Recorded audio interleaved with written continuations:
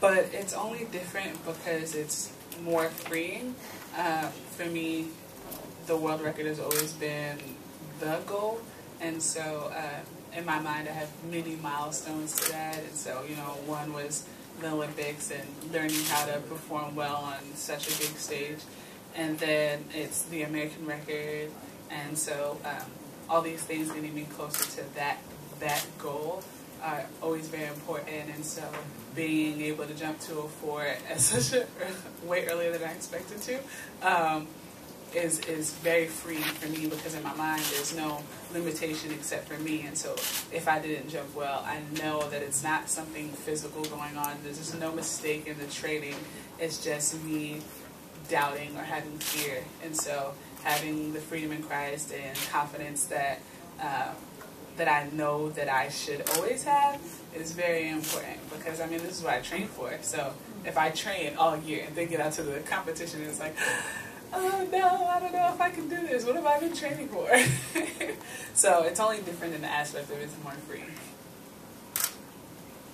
Yes. So Brigetta, have you been putting the bar up to 209, 210 in training and just having a few experimental tries with it? No, that's such a great idea. But my coach, sometimes I have to beg him to put it higher, because we're always working on technique, and so he doesn't want me to not focus on the technique and always be jumping for height in practice, because the things that I watch them for a lot is they do a lot of things very, they're consistent at having sound technique, and so I lack in that, and I lack in experience, and so my coach doesn't really let me put it to the heights that I want to put it at in practice.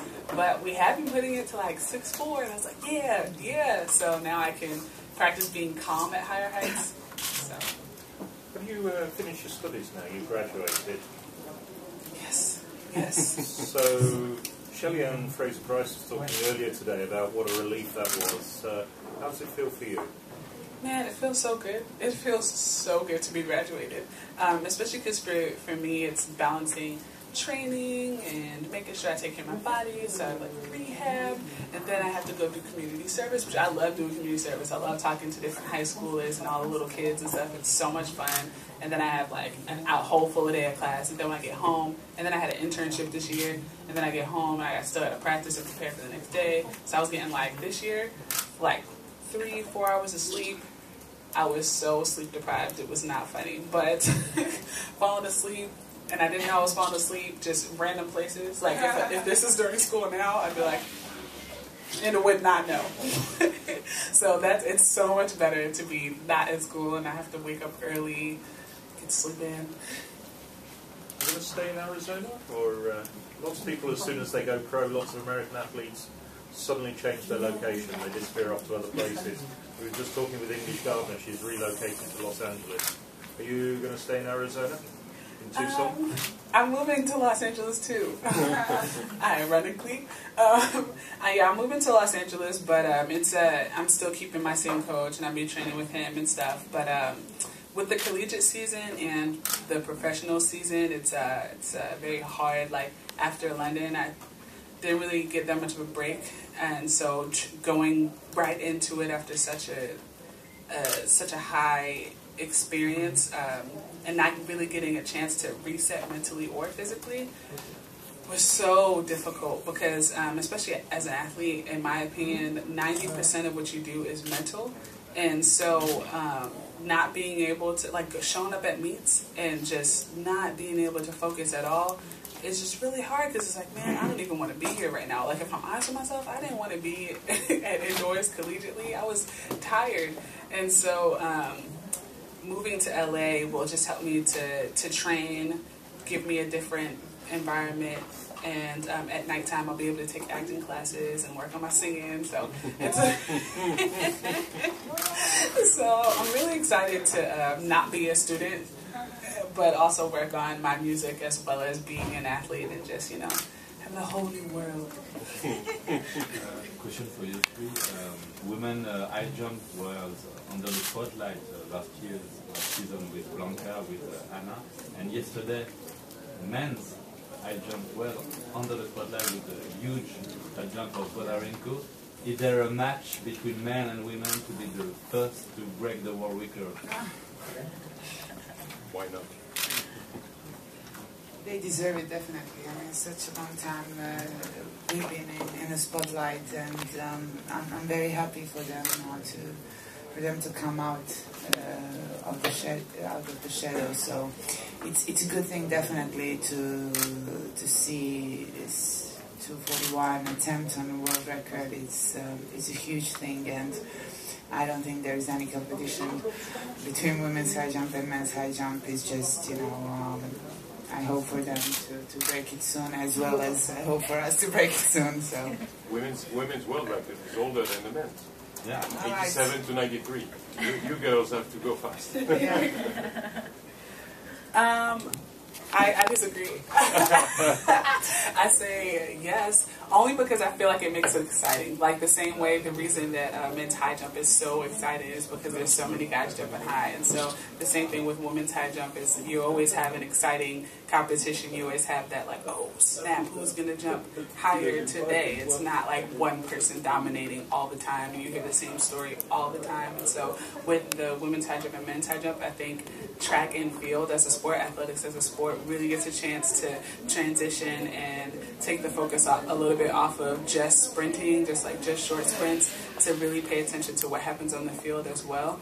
And at USA's, it was really interesting because everybody was doing really good across the board, but especially with the field events, like a lot of American records were being broken and getting really close to that mark. And so you have the whole stadium just like, there's a race going on, there's a clap, and the clap is being started at the same time. But usually what will happen is people won't start the clap if it's at the start of the 400 or something, but like they're starting the clap, the 400 is about to stop, and people have not stopped clapping. And so you know that something amazing has just happened when people don't stop clapping for the start of the gun. And so I think it's a very exciting time in general for athletics, because you see a very young generation coming and taking over as like the face of the sport.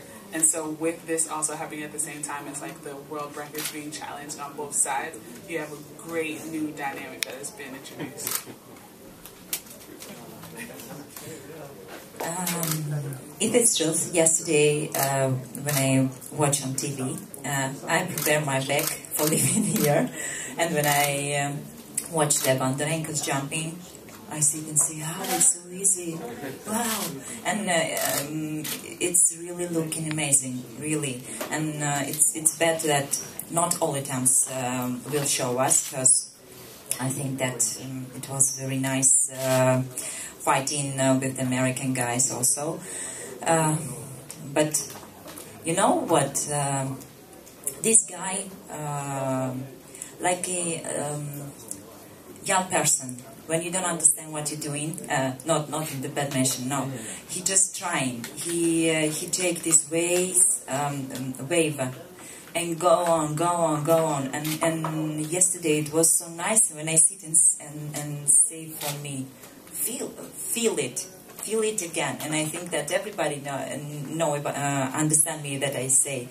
And I want to try tomorrow. Feel this freedom, feel this like a wave, like I want to find the moment, of course. Not, I don't say about the 210, of course not, but it's nice jumping with these emotions, like did it yesterday, the Bondarenko. Which we forgot. Which yeah, true. Yeah. Really? How to be happy like the first time. Yeah. Always worried, always something. That is so true. I was like that on that part. You forget to enjoy it. You are very. I admire that. Are you a different jumper than you were before? Now, I'm not jumping as high. Except the height. Did you jump the same way? Or the same? Yeah, we didn't change anything. We're just waiting for my body to be ready to jump, for my leg to be ready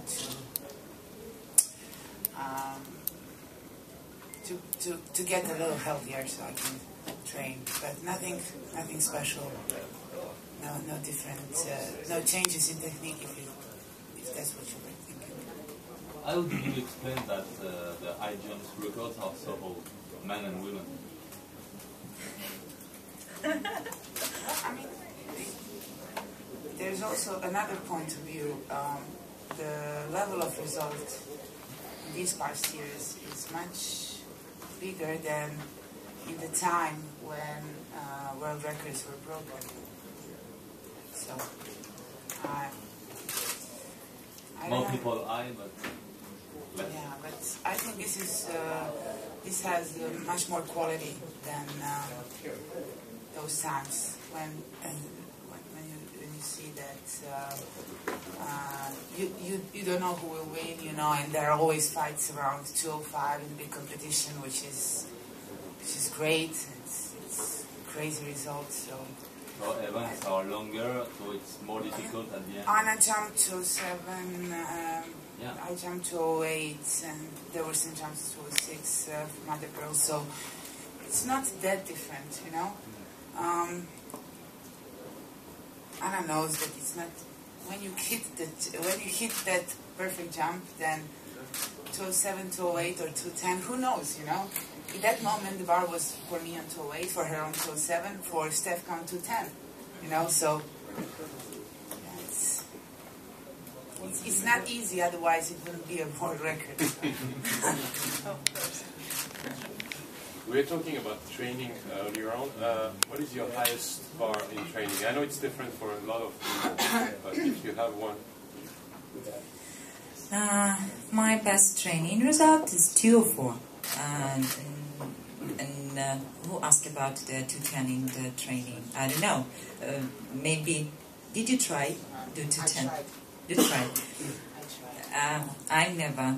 And I just did 204. I never tried stay more. I was just mine is 205, but it is only those jumping sessions before the big competition, like before World Championships, when we are at home, because otherwise it's. I mean, I rarely hit 2 meters. I mean, we are jumping around 95. But when I'm already in the shape and there are no meets before the big competition, and we have like I'm trying to motivate myself in training. So one year I remember before Berlin I jumped to 5, and we were like joking. I said, okay, when you can put now to 10. I just want to feel, because every attempt is valuable. So I was trying it. I didn't believe really that I would jump. Probably I wouldn't forgive myself if I jumped it. No. You can imagine how frustrating it should be. Yeah, I would probably stop immediately.